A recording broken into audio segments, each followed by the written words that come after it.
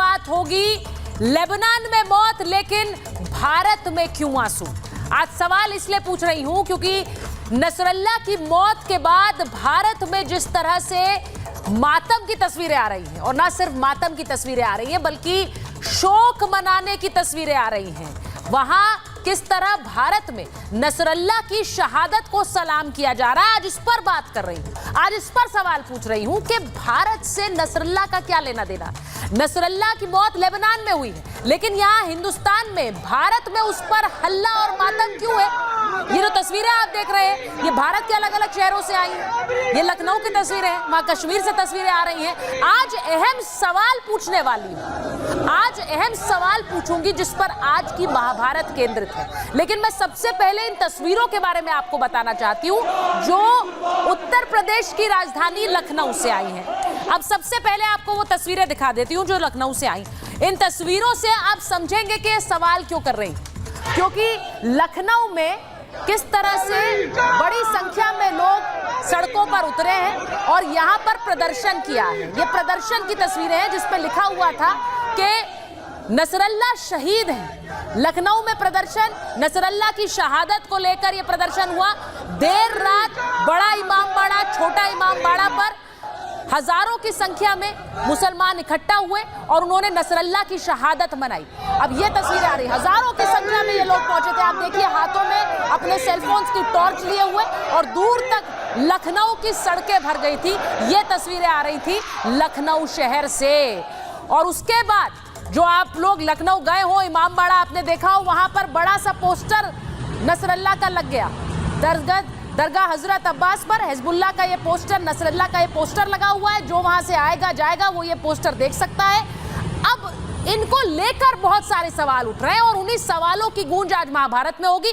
लखनऊ में दुकानों के शटर डाउन कर दिए हैं। कह दिया गया है कि 3 दिन तक शोक रहेगा नसरल्ला के लिए। ये जो तस्वीरें आप देख रहे हैं, ये नसरल्ला के शोक मनाने के लिए 3 दिन तक इसी तरह से दुकानें बंद रहेंगी। ये लखनऊ की तस्वीरें आ रही हैं।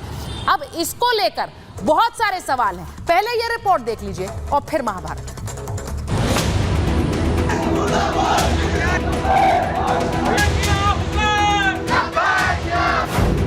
लखनऊ में दुकानों के शटर डाउन,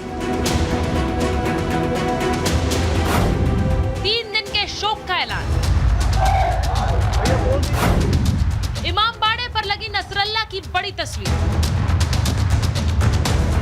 न ये प्रदर्शन देश के लिए है, न ये प्रदर्शन जनता के लिए, ये प्रदर्शन आतंकी के लिए। लेबनान की राजधानी बेरूत में इजरायली हमले में मारे गए आतंकी संगठन हिजबुल्लाह के प्रमुख नसरल्ला के विरोध में लखनऊ में दुकानें बंद कर दी गई। लोगों ने नसरल्ला की मौत के विरोध में 3 दिनों तक दुकानें बंद कर शोक मनाने का ऐलान किया। लखनऊ के इमामबाड़ा पर हजारों शिया समुदाय के लोगों ने सड़कों पर उतरकर विरोध प्रदर्शन किया। इस दौरान लखनऊ में इजराइल के खिलाफ जमकर नारेबाजी भी हुई।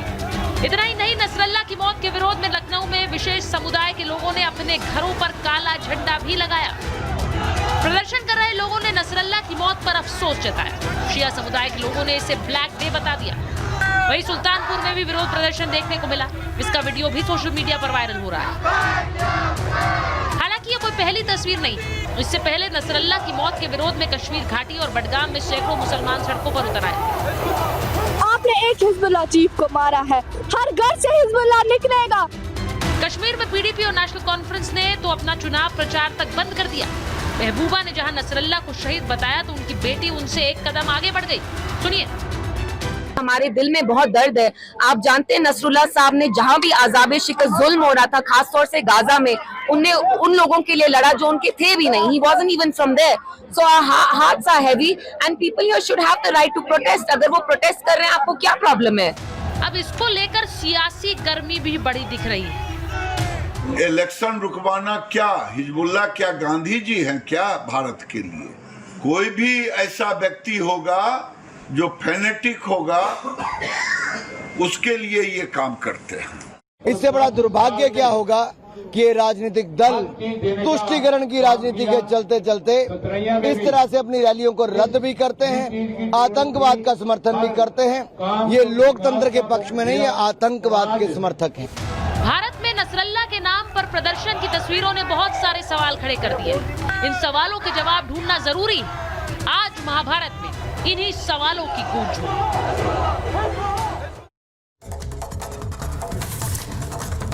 आज महाभारत में कुछ सवाल पूछ रही हूं और ये सवाल इसलिए जरूरी है क्योंकि महाभारत में इन्हीं सवालों की गूंज रहने वाली है।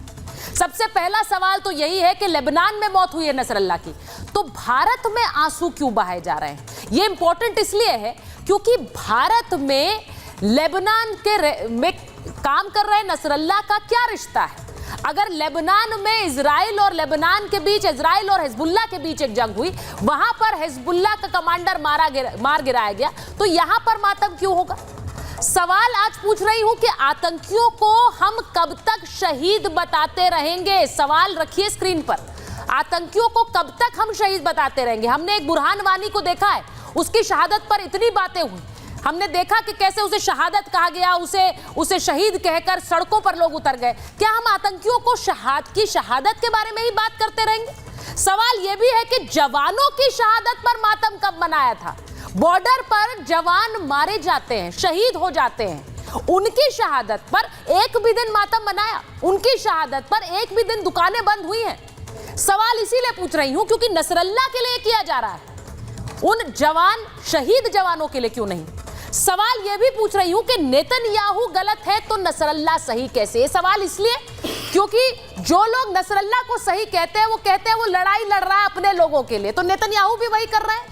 तो अगर नेतन्याहू गलत है तो फिर नसरल्ला सही कैसे है? और महाभारत में सवाल यह भी कि चीन, पाक, सीरिया में भी मुसलमान मारे जा रहे हैं। चीन में उइगर मुसलमानों का दमन हो रहा है, पाकिस्तान में अहमदियों का दमन हो रहा है, सीरिया में गृह युद्ध जैसे हालात है जिसमें रोज मुसलमान मर रहे हैं, उन पर मातम क्यों नहीं है? सवाल आज महाभारत में ये सारे रहेंगे। मेरे साथ जो मेहमान हैं उनका परिचय आपसे कराऊंगी। मेरे साथ कश्मीरी एक्टिविस्ट सुशील पंडित जी जुड़ रहे हैं, हमारे साथ प्रोफेसर संगीत रागी जुड़ रहे हैं, आरएसएस विचारक हैं, हमारे साथ कर्नल शैलेंद्र सिंह जुड़ रहे हैं, स्टूडियो में हमारे साथ हैं, आचार्य विक्रमादित्य हमारे साथ हैं, तारिक अहमद लारी साहब समाजवादी पार्टी के नेता हैं, अहमद अय्याज साहब राजनीतिक विश्लेषक हैं, कश्मीर की राजनीति से राब्ता रखते हैं, मुमताज आलम रिजवी हमारे साथ पॉलिटिकल एनालिस्ट, और प्रेम कुमार जी वरिष्ठ पत्रकार स्टूडियो में हमारे साथ हैं।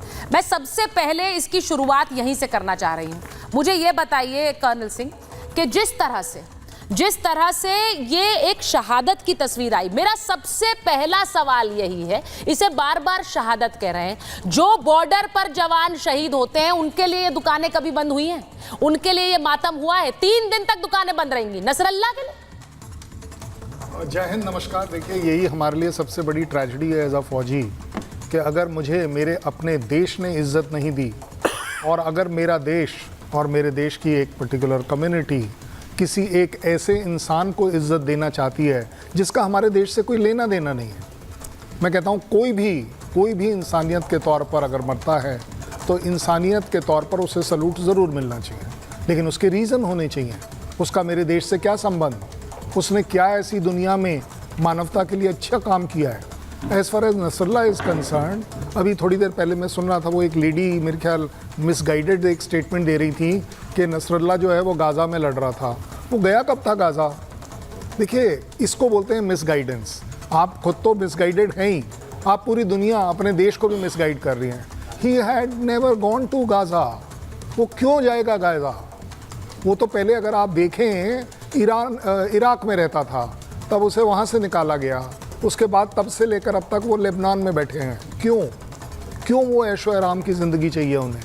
क्या ऐसा कर रहे हैं वो देश के लिए अपने सो कॉल्ड, मैं कह रहा हूँ लेबनान के लिए क्या कर रहे हैं? एंड बाय द वे, लड़ाई जो है वो अगर आप आपस में लड़ें तो मुझे आपको फिर भी मंजूर है। आप तो टेररिज्म की लड़ाई लड़ रहे हैं, आप टेररिस्ट के तौर पर लड़ाई लड़ रहे हैं। कौन सी लड़ाई है आपकी? मैं कहता हूँ चलिए, किसी भी कंट्री का अगर कोई फ़ौज टेररिज्म से लड़ती है और अगर वहाँ पर वो अपने आप को देखती है कि यस हमने शहादत दी है, बड़ी अच्छी बात है। आपने किस नाम से शहादत दी है? क्या आपने लेबनान के नाम से दी है? क्या आपने मुस्लिम कम्युनिटी के नाम पर दी है? नहीं, आप सिर्फ़ और सिर्फ एक इजराइल को इस ज़मीन से उठा देने की कसम खाकर बैठे हुए हैं। That's all.